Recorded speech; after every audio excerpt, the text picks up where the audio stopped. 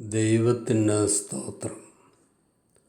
ചില ബൈബിളിൽ കാണപ്പെടുന്ന പ്രഭാഷകൻ എന്ന പുസ്തകത്തിലെ 8-ാം അധ്യായത്തിലെ ഒരു ഉപദേശം വളരെ ശ്രദ്ധേയമാണ്.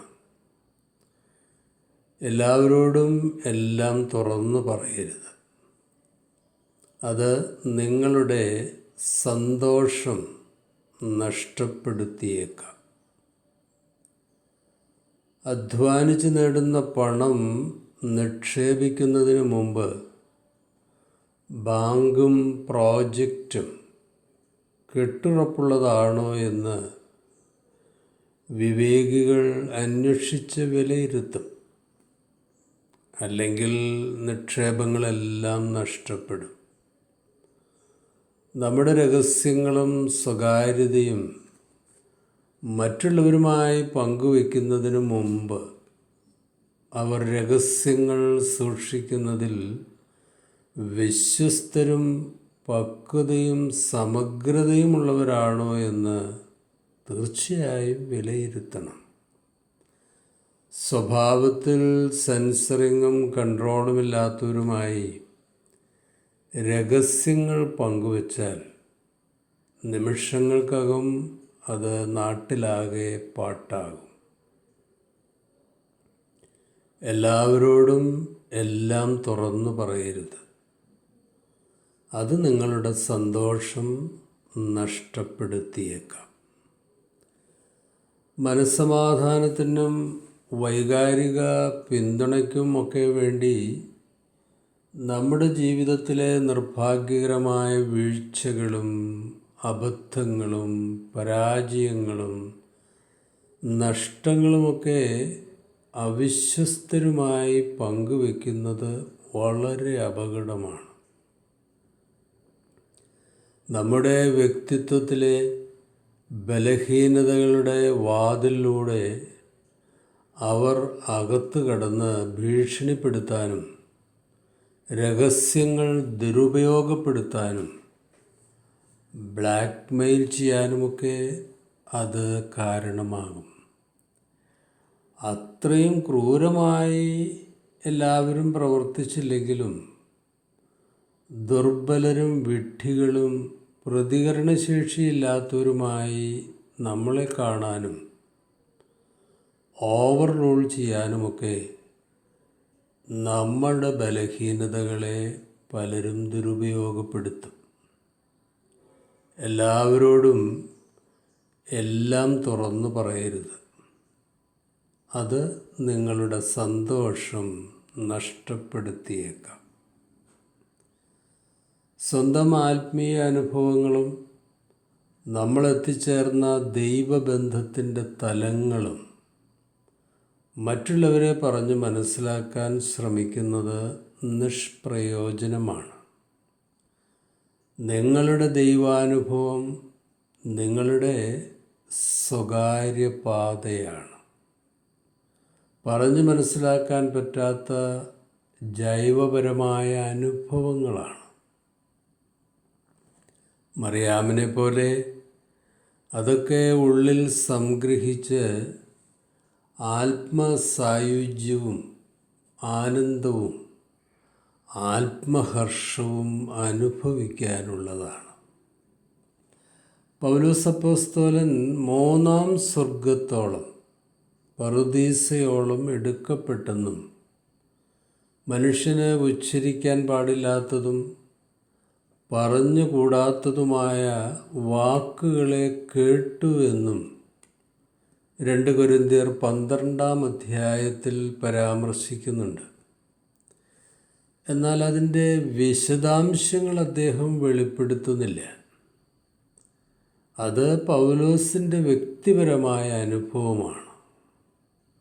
പങ്കുവയ്ക്കാനും പറഞ്ഞു മനസ്സിലാക്കാനും കഴിയാത്ത മിസ്റ്ററിയും മിസ്റ്റിസിസവുമാണ്. മോശ സീനായി മലയിൽ ദൈവത്തോടൊപ്പം ചെലവഴിച്ച 40 ദിവസത്തെ ദിവ്യ അനുഭവങ്ങൾ ഒരു ബൈബിൾ എഴുതാനുള്ള മാറ്ററുണ്ട്. പക്ഷേ മോശ അത് എഴുതിയില്ല, വെളിപ്പെടുത്തിയുമില്ല. അത് മോശയ്ക്ക് ദൈവം നൽകിയ പ്രത്യേക പ്രിവിലേജും വാക്കുകൾക്ക് അതീതമായ വിസ്മയ അനുഭവങ്ങളുമാണ്. നമ്മുടെ വ്യക്തിപരമായ ദൈവാനുഭവങ്ങളും വെളിപാടുകളും ദർശനങ്ങളും അനുചിത സാഹചര്യങ്ങളിൽ പബ്ലിസിറ്റിക്കും ആത്മീയ പ്രകടനങ്ങൾക്കും ഫാൻസിനെ നേടാനും വേണ്ടി ഒരിക്കലും ദുരുപയോഗപ്പെടുത്തരുത്. അതൊക്കെ മറിയാമിനെ പോലെ സംഗ്രഹിക്കേണ്ട വ്യക്തിപരമായ ദിവ്യാനുഭവങ്ങളാണ്. എല്ലാവരോടും എല്ലാം തുറന്നു പറയരുത്.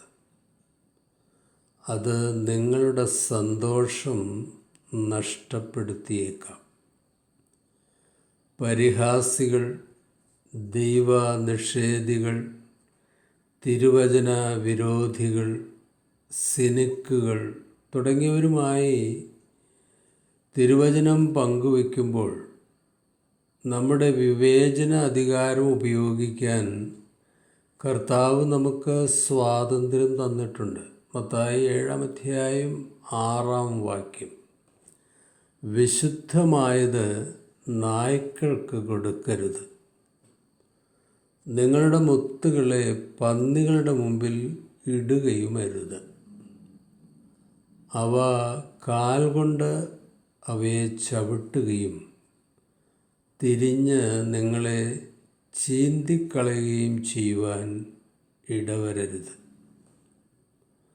3 വർഷക്കാലം സ്നേഹത്തിൻ്റെ സുവിശേഷം പറഞ്ഞിട്ടും ഹൃദയ കാഠിന്യത്തോടെ ക്രിസ്തുവിൻ്റെ മുമ്പിൽ മുഖം തിരിച്ച് ഒടുവിൽ ക്രൂശിൻ ചുവട്ടിൽ നിന്ന് പരിഹസിച്ച, കേൾക്കാൻ ചെവിയില്ലാത്ത ഒരു കൂട്ടം ഹൃദയശൂന്യർ അന്നുണ്ടായിരുന്നു. മനുഷ്യരിൽ ചിലർ അങ്ങനെയാണ്. വചനത്തിൻ്റെ വിത്ത് മുളയ്ക്കാത്ത ഊഷരഭൂമിയാണ് അവരുടെ മനസ്സ്. അവരോട് ദൈവം തന്നെ നേരിട്ട് ഇടപെടട്ടെ. എല്ലാവരോടും എല്ലാം തുറന്നു പറയരുത്. അത് നിങ്ങളുടെ സന്തോഷം നഷ്ടപ്പെടുത്തിയേക്കും. ജീവിതത്തിലെ വീഴ്ചകളെപ്പറ്റി വെളിപ്പെടുത്തിയാൽ വിശാല മനസ്സോടെ കേൾക്കാനും ഉൾക്കൊള്ളാനും പല ജീവിത പങ്കാളിക്കും കഴിഞ്ഞെന്ന് വരില്ല. ആജീവനാന്തം സംശയത്തിൻ്റെയും അതൃപ്തിയുടെയും അവഗണനയുടെയും ഒക്കെ മെൻ്റൽ സെറ്റ് ഉണ്ടാക്കാനും ചിലപ്പോൾ ഇത്തരം വെളിപ്പെടുത്തലുകൾ കാരണമായേക്കാം. ദൈവത്തോട് പാപക്ഷമ യാചിച്ച് മോചനം കിട്ടിയ ഫയലുകൾ മരണത്തിൻ്റെ ഇരുൾമുറിയിൽ വെച്ച് ഡിലീറ്റ് ചെയ്യപ്പെടുന്നതുവരെ മനസ്സിൻ്റെ ഉപബോധ തലങ്ങളിലെ ഇറ്റേണൽ സ്ട്രോങ് റൂമിൽ സുരക്ഷിതമായിരിക്കട്ടെ. എല്ലാവരോടും എല്ലാം തുറന്നു പറയരുത്. അത് നിങ്ങളുടെ സന്തോഷം നഷ്ടപ്പെടുത്തിയേക്കാം.